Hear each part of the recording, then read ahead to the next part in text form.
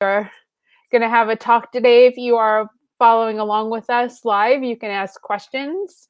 Marla and her husband, John, have a very interesting story as to what's happened in their lives for the past year. To give you some background on how I know Marla, is I was doing work for a book publishing company, and they asked me if I knew someone who worked for Veg News. So I put out into the universe, does anyone know anyone who works for Veg News? And your name came up.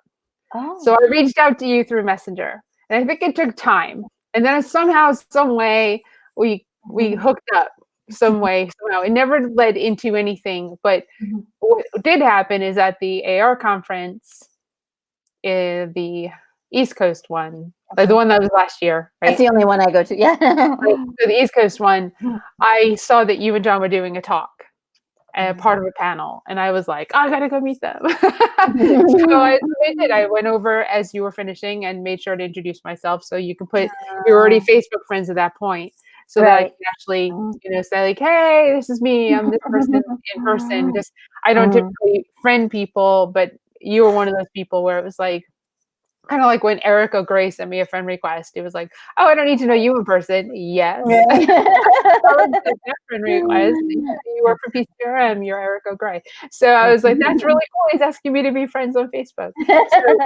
So that's like my background as to how I kind of found out about who you were. And then, of course, you do Vegan Street, which is really cool. And, I was looking at while we were on our little hiatus, you started in 1997 with John while driving in Maine. Just very, very neat. And my dog's going to go crazy in a second. So I think I'm going to let you start talking about Vegan Street so I can put me on mute. And then you can talk about you. I think it's time for the mail carrier, right? So we started Vegan Street, as Helene said, all those years ago. I call that kind of Vegan Street 1.0. Because that was our first iteration of it. We started Vegan Street because we were new vegans at the time, but so passionate about it. And we had gone to, I think it was called the Center for Compassionate Living, or the Center for, I don't remember what it was called, but it was run by Zoe Weil and Ray Sikora, friends of mine.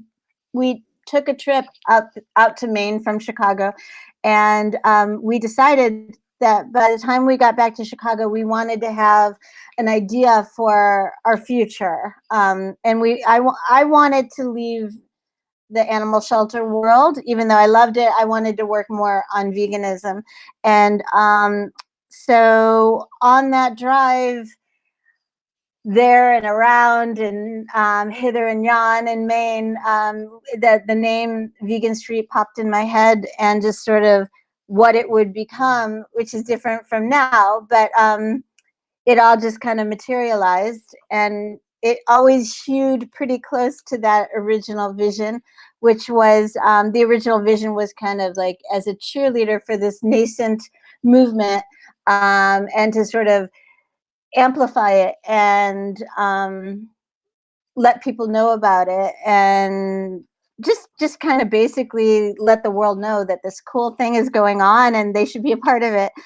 And we did the first Vegan Street for about 5 years, and then we took a long hiatus and came back we never gave up the domain or anything like that, but we just stopped posting on it because we were working on making money. not a huge amount of money, but Vegan Street was just a labor of love. So when we came back in 2013, it was the era of social media by then, and we were seeing so many people creating materials to be shared on social media, and we realized just how many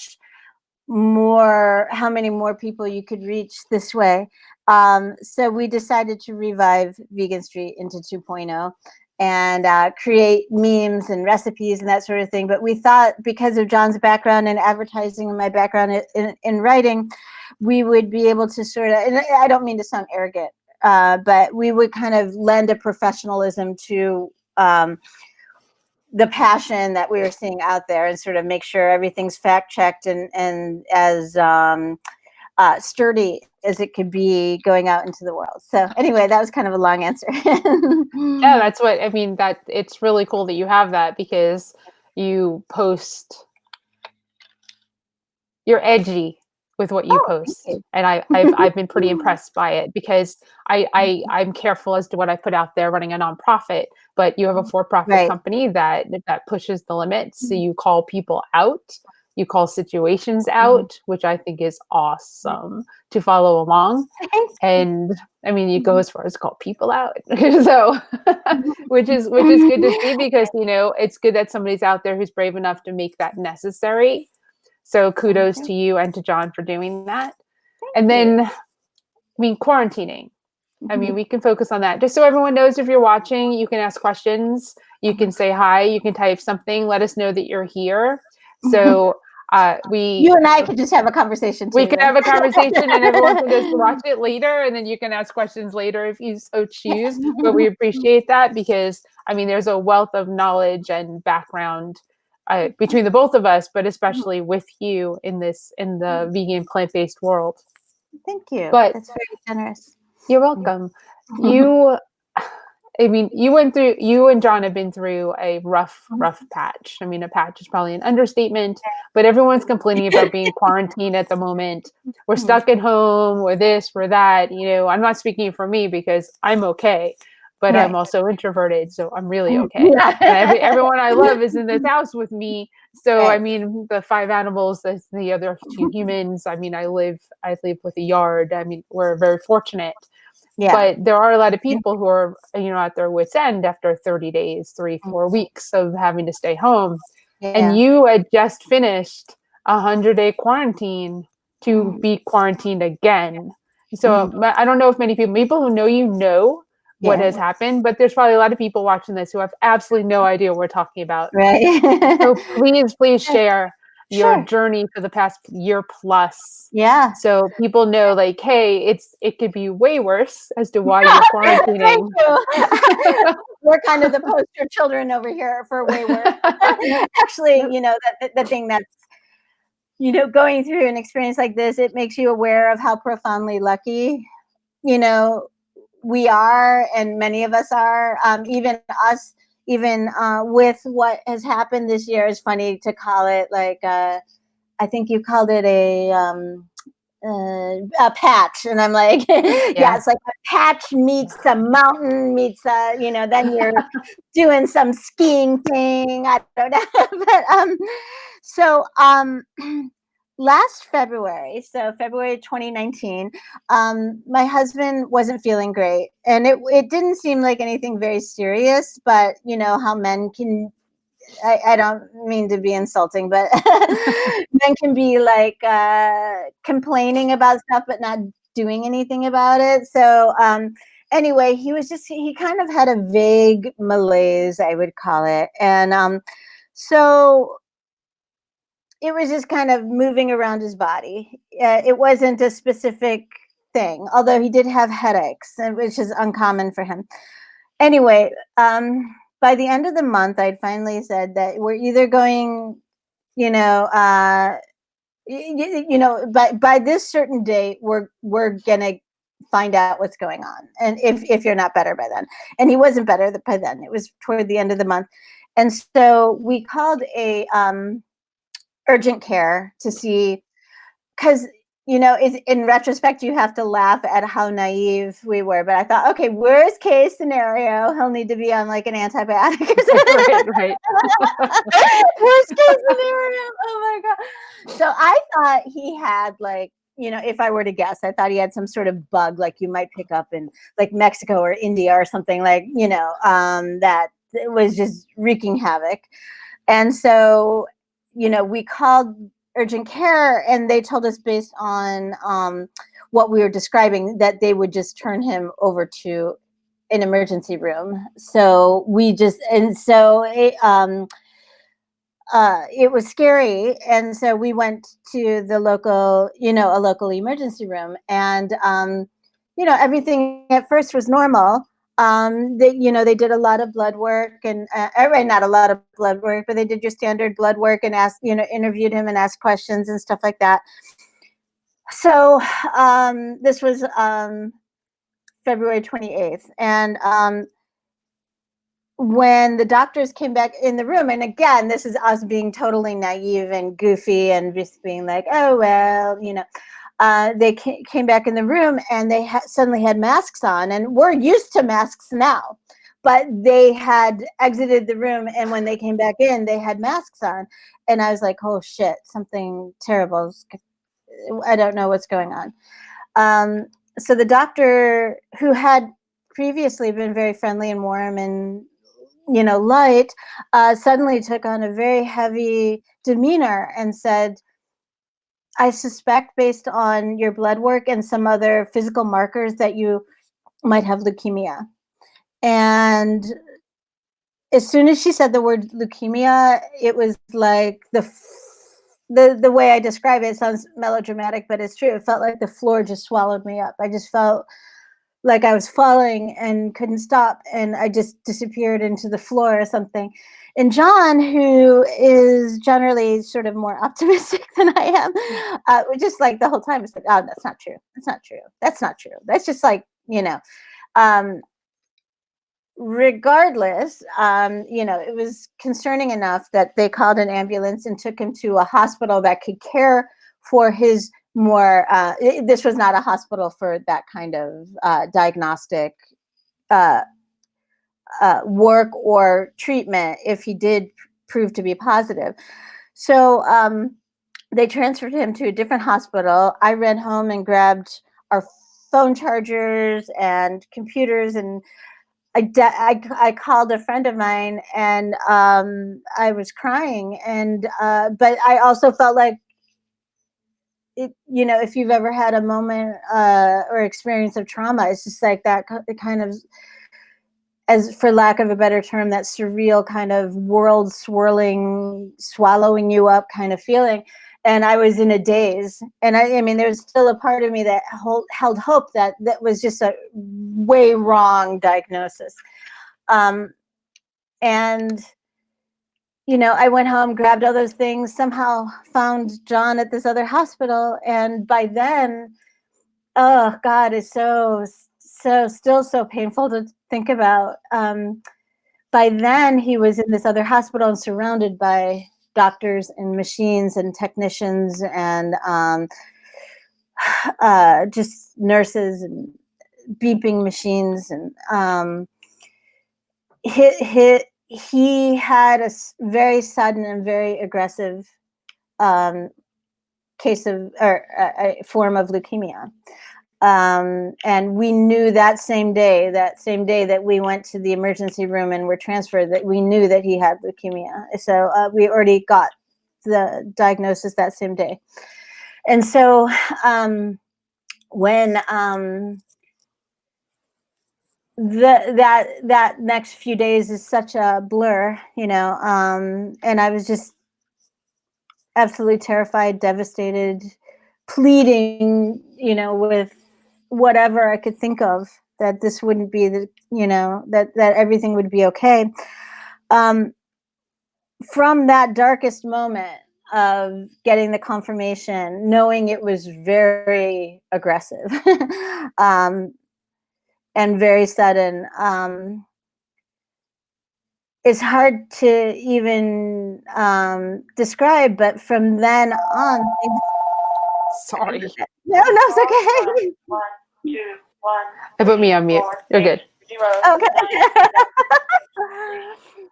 9, God. You got it? Okay. Sorry about that. From then on, things got progressively better, as strange as that is to just to use that term. So when he was first admitted, he was admitted for like 2.5 weeks. And in that early time, we learned that he did have leukemia, but that he was responding really well to the interventions. And he also has a gene, I think it's a gene, it's called, I'm sorry, the Philadelphia positive chromosome, which meant that there is a targeted kind of medication that works on the form of leukemia John has, when people have this particular chromosome. So it really knocked out like 98 or 99% of the cancer. That and the other things we were doing was this targeted medication. So it is just such a weird world to be able to say what a horrible thing to happen, and then also how profoundly lucky we are, you know. It's a really weird juxtaposition. And when what was I gonna say? The the other thing that was really positive, and this is the thing, is that oncology doctors, they see such scary situations that they could look at him and say, you know, he's healthy. He's got cancer, but he's healthy. Right. Right. It really helped.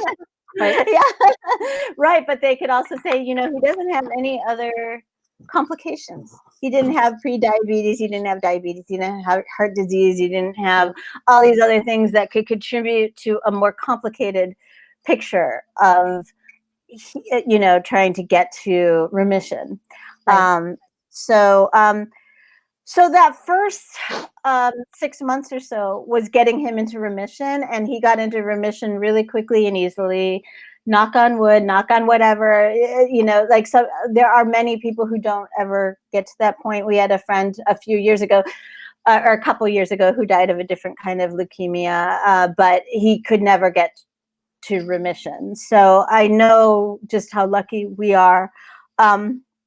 So then, I'm sorry, I'm trying to make this concise, but then over the summer, my way of handling it was, at least at that point, to learn about things in piecemeal rather than, okay, this is what you can expect 6 months from now. This is what you can expect now. I just want to know week to week, day to day, what is ahead of us, kind of. So we went to a doctor's appointment over the summer, and he was pretty much in remission by that point, which is remarkable. He got into remission really in like June.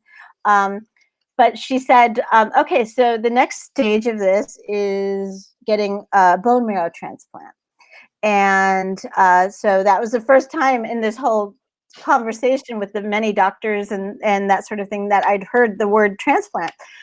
So they do the bone marrow transplant because it's considered an extra level of insurance about it not returning. So there's a fairly high rate of recurrence otherwise. And John felt comfortable with doing it. And some people opt not to, and I totally understand and respect that. John felt like he would feel more confident if he did. So that same day we learned about the bone marrow transplant, we also learned that that comes with a 100-day quarantine. There's some issues with that, like and I'm not literate enough with medical jargon to be able to describe it, but you can actually create a self-transplant, in which case they take the stem cells from yourself and put it through some sort of blah, blah, blah, and then they reintroduce it. And when you are someone who does that, you need a shorter quarantine. But if you have, you know, like John had to get someone who was not a relative because none of the relatives were matches. They lined him up with someone in the registry who was considered an excellent match, other than not being family related. And so when so that was the same day that we learned that there would be a 100-day quarantine with that. And at that point, like, what can you do? This is just, they're trying to save his life and they're doing everything they can. And this is how we do it in the United States. You know, this is the best of their knowledge of, you know. So anyway, John was feeling good this whole time, really. You know, after February of last year, after the worst of feeling cruddy, he was feeling pretty good. And so the transplant was October 12th. And a bone marrow transplant is so simple as to be anticlimactic. It's just like a little bag of stem cells hanging from an IV. There's no like surgeon, there's no team of doctors. It's just like it's as though you're getting a transfusion or doing a blood draw. It's that simple. Like nobody really hanging out in the room and monitoring everything or anything like that. Everything's simple. His body accepted it. The new marrow has taken over and is his. So like that's another aspect of it, is the new marrow came from someone with a different blood type. So his new blood type, his blood is now a new blood type. Wow. Okay. Yeah, I know. So it just accepts it and takes it on. And so anyway, the point is that recovering from a transplant is a whole different ball of wax than getting into remission from cancer. It's not to say one is easier than the other, but from what I've heard from his medical staff, that a transplant is very hard. It's a hard thing to recover from. Even if your body accepts it, as his did, even if you don't have any infections, which are very common, which he did not. He did get a couple of viruses, which is understandable because they basically kill your blood before you can accept the new marrow, because otherwise your old marrow will fight the new stuff. So basically they null your immunity, which is why there's this quarantine period, because he was basically like a newborn baby, So anyway, we started the quarantine at the hospital after the transplant. They keep them there for a couple of weeks to monitor and make sure everything's going well and everything like that. And so then we got him home, and other than outpatient appointments, he's been home. And his 100-day quarantine ended January 29th. And right about when this pandemic so I had been hearing about this thing in China, in the month of January. It started to, I'm not like a prepper, paranoid or anything like that, but to maintain quarantine standards in your home, you kind of want to know what's going on and that sort of thing. And so it kind of entered my sphere that this other thing was going on, and then somebody in the United States tested positive for it, and then all the stuff started happening in Washington, and then we knew it was going to be just a matter of a short amount of time before it was spread much more. So anyway, so yeah, we walked out of a quarantine into a pandemic. You did. So we basically have maintained a quarantine, standard here. The only time John goes out of the house is every other week to an outpatient checkup. And, I'm kind of the only one in the house who engages with the outside world, even in the very limited way that I do, just to pick up prescriptions for John at the drugstore or go to the grocery store. And I am just, I took a class before John's quarantine where we learned all these strategies for minimizing risk of exposure to viruses and minimize bringing stuff home. So like I just continued doing those things. What are those things? Can you share? Yeah, let me try to think. Okay, so there are differences between a quarantine for someone like John and this kind of larger pandemic thing. And the quarantine was harder in the sense that, like, John couldn't eat anything that could have bacteria on it, for example. Like, so even like cutting a fresh avocado could expose it to bacteria. So he could only have like frozen avocado, like in a smoothie and stuff. That's the other thing, is he is supposed to consume about 3,000 calories a day, which is very hard when you don't really have an appetite. So avocados have been frozen since I've discovered that you can find frozen ones. That's been my go-to in his smoothies. So being very mindful of where you're putting your hands, not putting them on your face. Before the world was wearing gloves in public, I've been wearing gloves in public, since October. Taking off my shoes as soon as I get home, washing my hands a million times a day.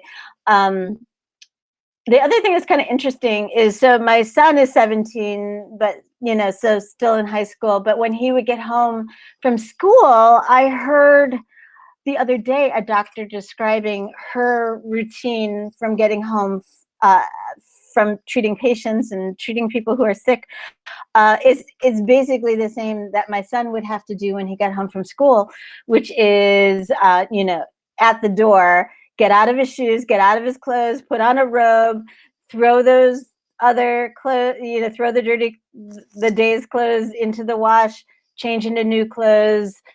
Make all of us make sure our nails are short, because stuff likes to get under your nails and that sort of thing. Take a shower. Justice would take a shower every day, which is not always easy for his teen self.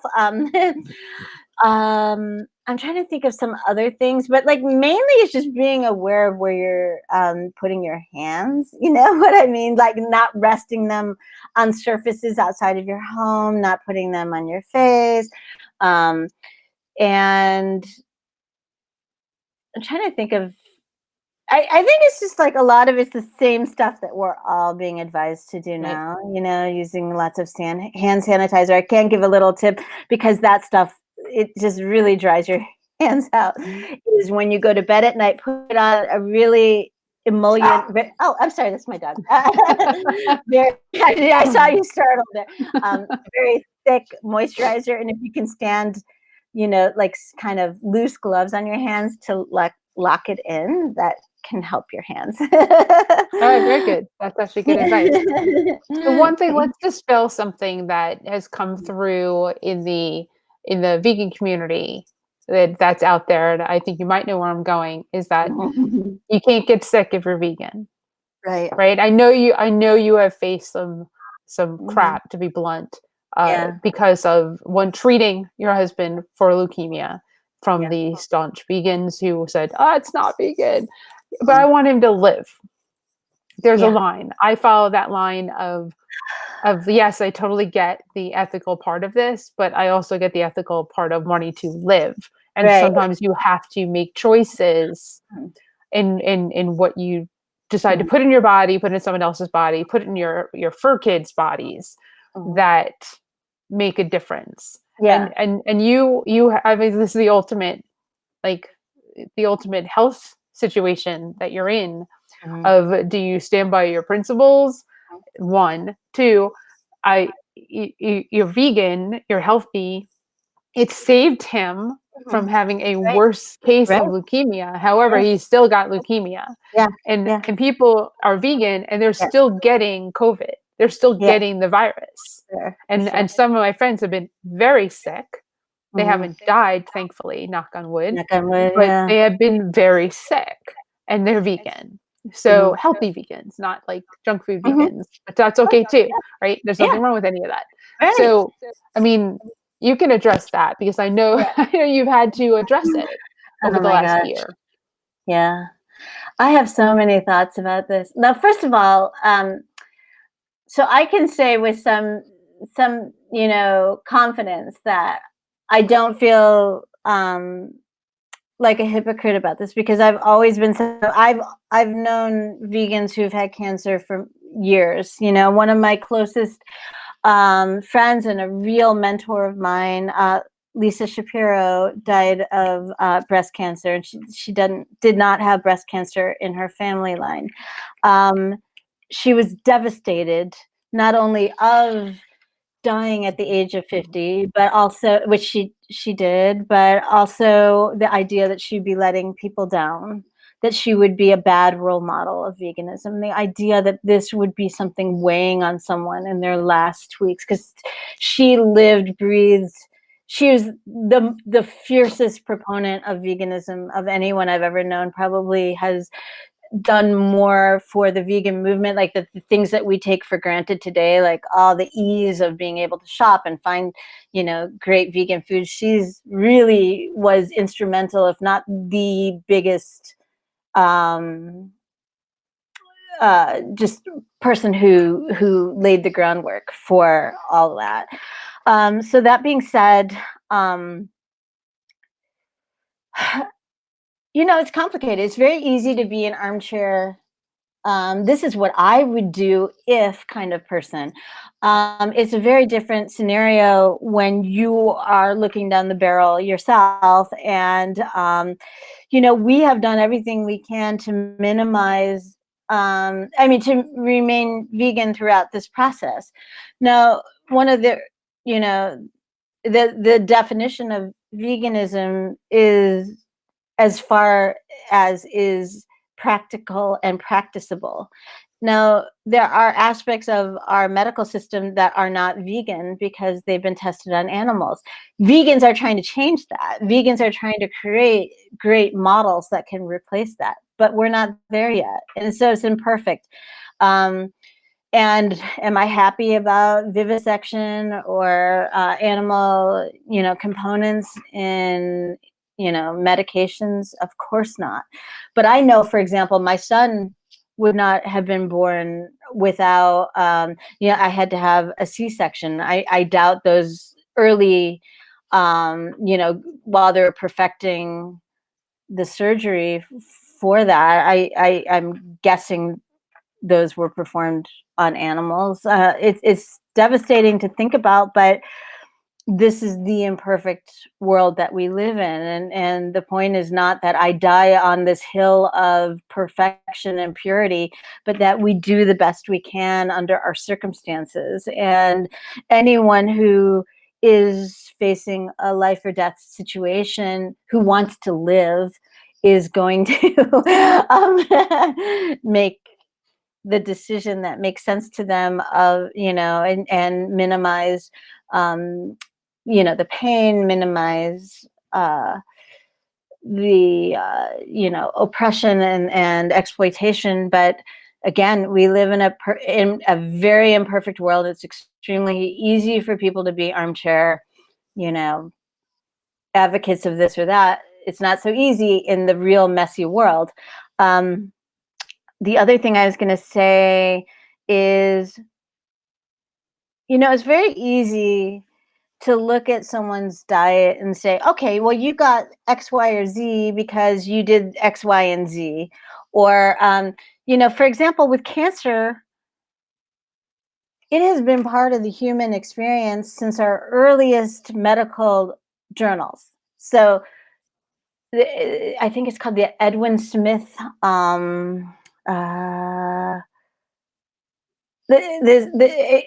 thousands of years old discovery, an Egyptian text on basically the earliest medical journal that existed.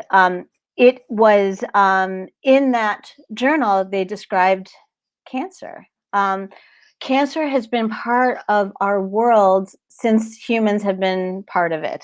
And so it's been around since before junk food. It's been around before, quote unquote, chemicals, whatever people mean when they say that. Is I think they're meaning sprays, pesticides and herbicides. Obviously those things don't help, but anyone who's going to say, I can point to this and say, this is why you got leukemia 50 years later or 20 years later, 10 years later, is selling something, unless you're talking about someone who's smoking and gets lung cancer, or, working with asbestos and gets lung cancer.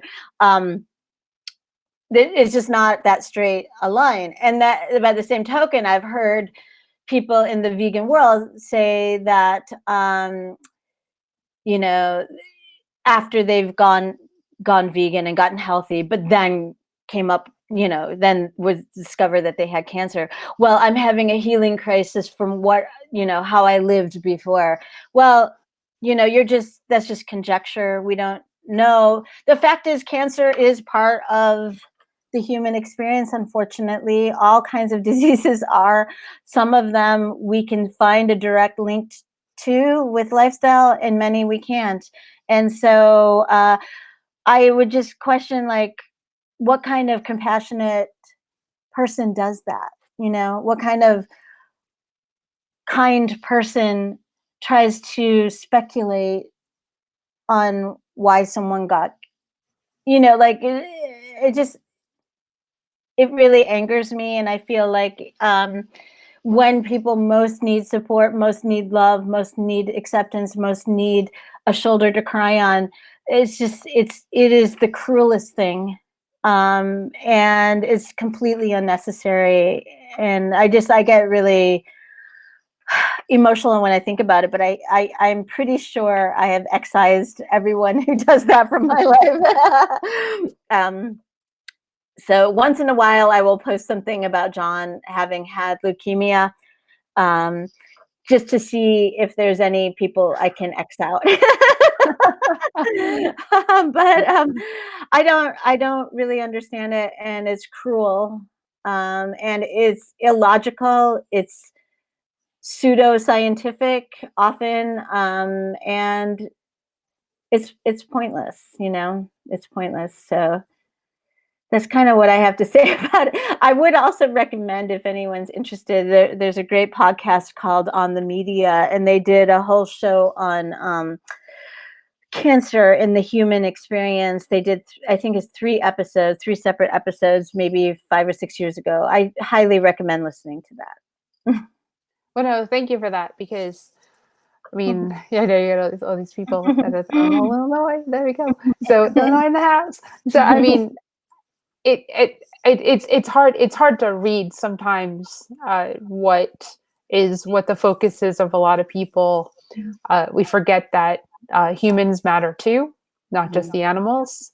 I think that has a lot to do with some of the retorts and information that gets put out there when someone goes through what you two have gone through, and we all have to remember that Facebook comments do not equate actual medicine or real medical advice. Absolutely. And we hate to see people get sick or die because they followed what a Facebook group said they should do. In the early days of this pandemic, people were talking about drinking bleach and shit. I'm sorry. It's just like, it's so concerning. And the other thing is, when you're in this state of vulnerability of a disease or fear with a pandemic, the little comments that people maybe don't think about before they make them, at least for someone like me, I'm pretty sensitive and pretty anxious and have really been through the ringer, as obviously my husband, but he's a lot thicker skinned than I am. Those comments are the ones that wake you up at 3 a.m. and stab at you like knives, of you're holding it together all this time, and you're being strong, and you're confident in your decision, and you're confident in your competence, and all those things. Those are the moments, those reckoning with yourself moments at 3 a.m. where you're not being fully rational either. Those are the moments where those comments just jab at you, and it's just so cruel, and so I would just say, like, and that's another little resource is, I have posted this multiple times now, but there was an article in, I think it was the LA Times, and it's about, so I read this years ago when we were caring for my mother, who had a progressive disease called Lewy body dementia. But the basic concept of it is, when someone and their loved one, or their caregiver, who is also a loved one, is going through a situation like this, you don't dump stress in. You never dump stress in. So you think of it like concentric circles. So at the center of it is the person who is going through this very scary experience. The most inner circle after that person are the loved ones who have the most to lose with this person dying. And then it just keeps going outer circles, outer circles, outer circles. So the next circle could be maybe siblings of the loved one, and then after that, maybe close friends, maybe, friends, then acquaintances. But basically the idea is that when someone's going through this kind of experience, you don't dump stress into the inner circle, you dump it out. So like if you want to say, I wonder if she's getting a second opinion, I wonder if that's the best kind of medication, do not be doing that to the inner circle people. Actually, just don't do it at all, and just trust that if the inner circle people have questions about something or concerns about something, they will put it out there into the world. But do not dump that in, because that is one of the worst things you can do to a caregiver or someone going through a medical trauma.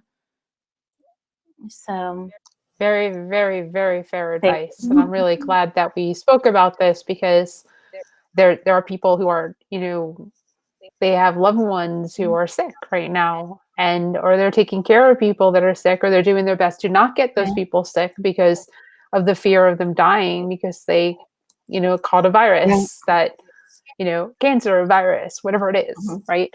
So I really appreciate your sharing, because I know it's not easy, and I know it hasn't been easy. So, I appreciate that. And, like I was saying with my friend Lisa, I feel really bad because I feel like I know that she got a handle on it toward the end of her life, but I know that she also struggled a lot with feeling very isolated in this experience. And I don't want anyone to ever feel like they can't reach out to their support network because they're afraid of being judged, or they're afraid of what kind of bullshit, nonsense, pseudoscience garbage is going to come at them.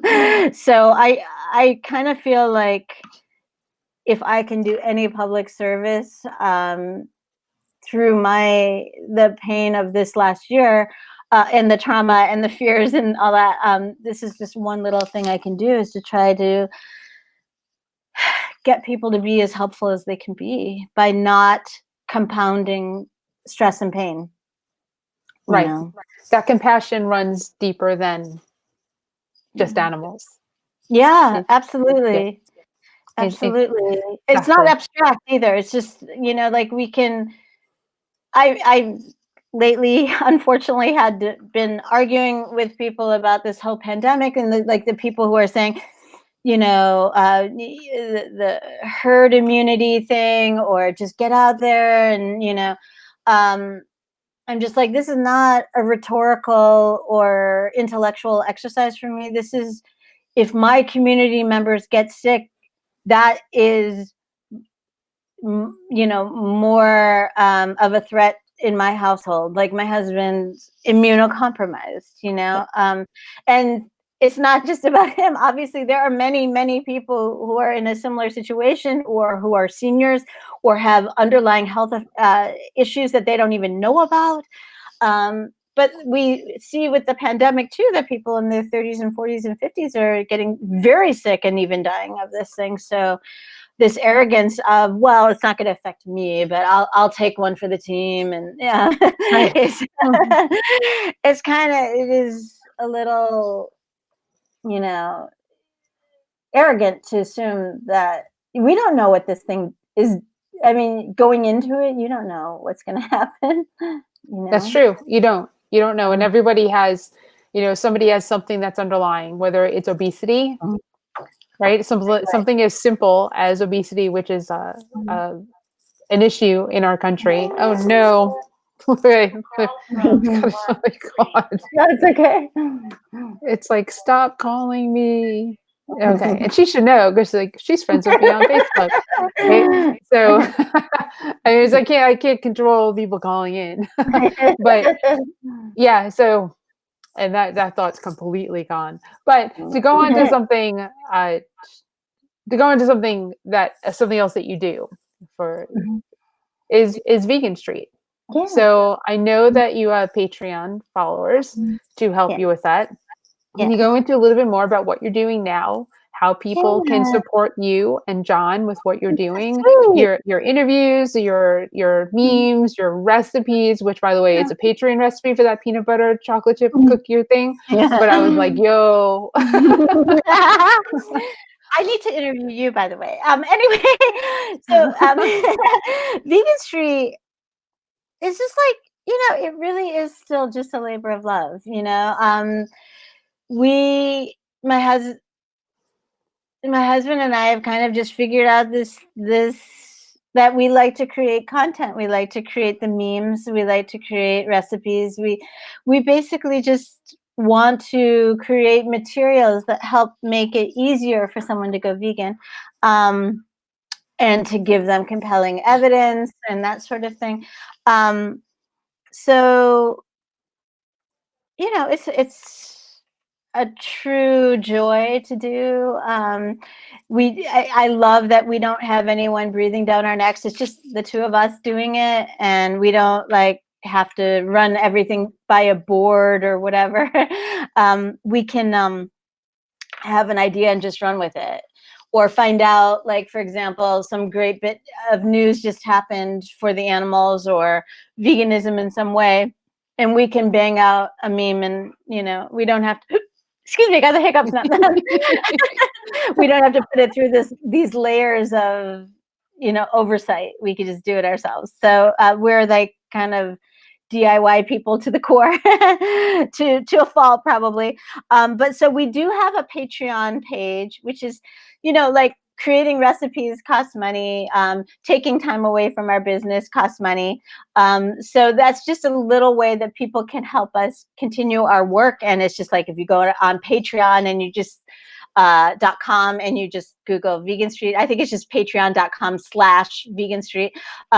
People can sign up for even $1 a week, and all of that helps us so much with being able to continue to. I mean, it's like I still haven't really figured out the way to phrase this right, but we wouldn't ever stop doing it even without patrons. But patrons certainly make it easier, and then I see some of the patron pages, the Patreon pages of some of the vegan speakers and stuff, and they've got like $9,000, $10,000 a month, and I feel like we are as prolific or more than many of the other creators, and so for a long time we were shy about putting it out there, but I'm not anymore. Like, but so Vegan Street is just kind of sounds arrogant, but it's kind of our gift, like these are the things that we're putting out into the world. But Vegan Street Media is our company where we create materials for businesses and nonprofits, communication materials, from logos and packaging to point of sale stuff to, articles for websites, to pitching, to writing news releases and that sort of thing. So we're kind of a one-stop communication shop. So, Which is awesome. but only for vegan businesses and nonprofits. So yeah. That's fantastic. Well, is anyone have any questions for Marla? Any questions? Hi, Jordan and Lisa Joy and Carolina and Angela and Diane. Hi, you guys. I don't know if you're all still here, but yeah, no, we appreciate you showing us that you're there and your love for Vegan Street and for Marla and for your hair.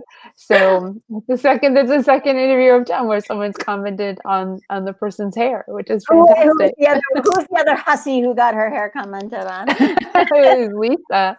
So Lisa from Sweep Air. So yeah. So Angela, Marie in the comments there, she does my hair.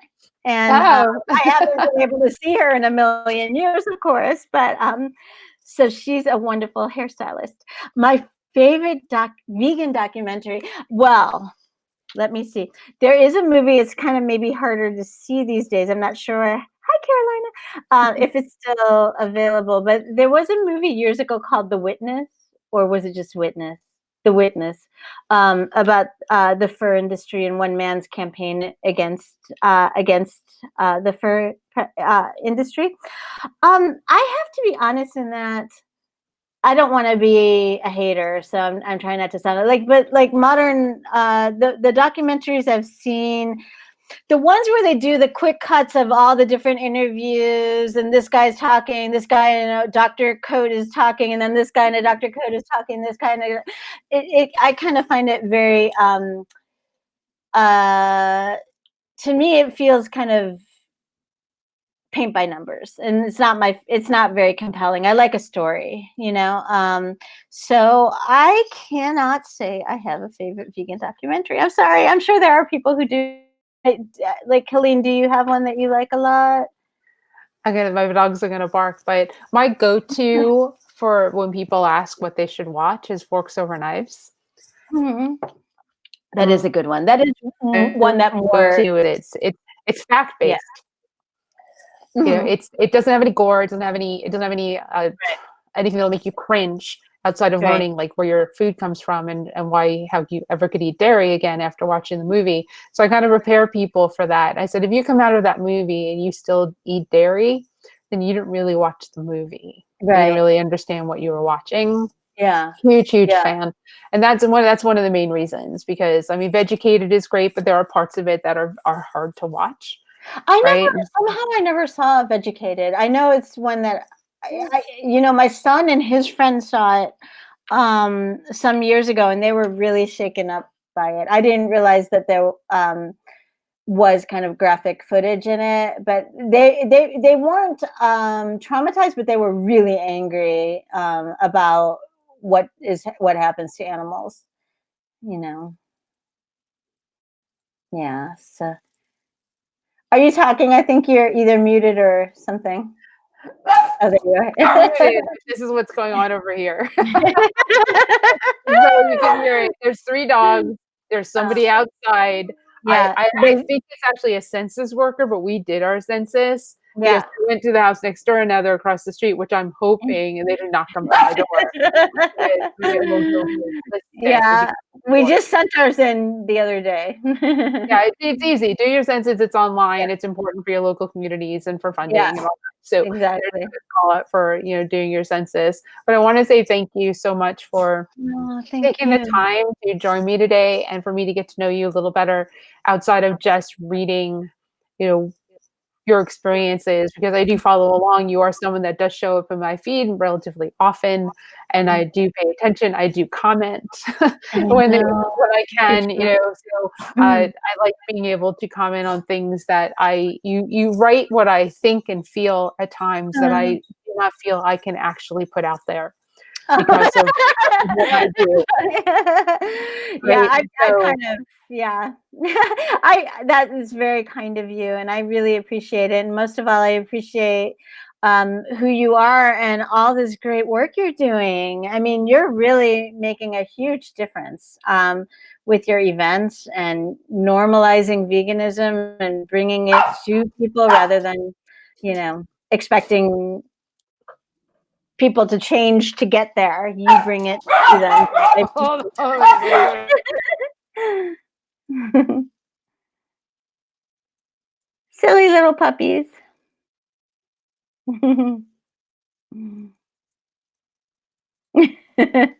Right, they probably won't be that bad. She's walking away and talking to a neighbor, I think, so that's good.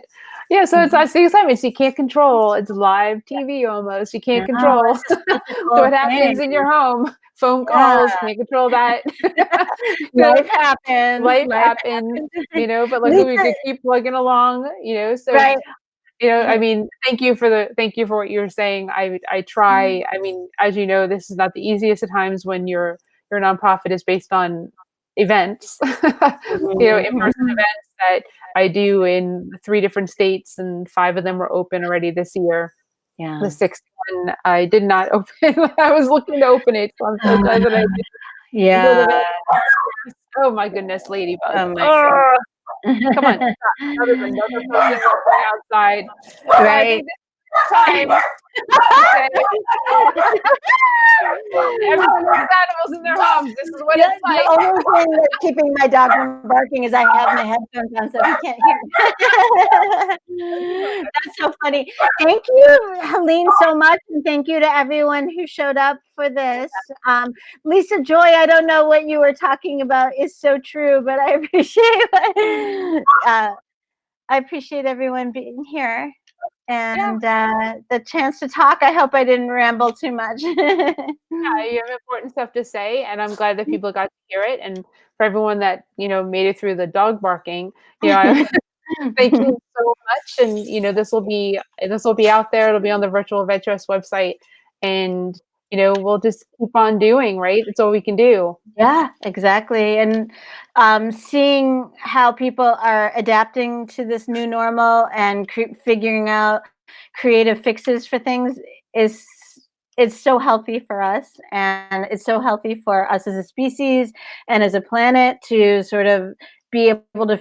And if there's anything I've learned this year, this just one thing is just have the necessity to roll with the punches, and that's what we're doing collectively right now. And I think we're gonna walk away with so many more skills because of it. Yeah. Well, let's hope everyone uses the time productively and not just eating over and over and over. That's not the worst thing either. Thank you so much. That's true, especially when you make recipes and you cook and all that. Sweet. Well, thank you, Marla, and say hi to John and to Justice and Pup, and we'll see you again soon. See you on Facebook. See you all. Thank you. Bye. Bye.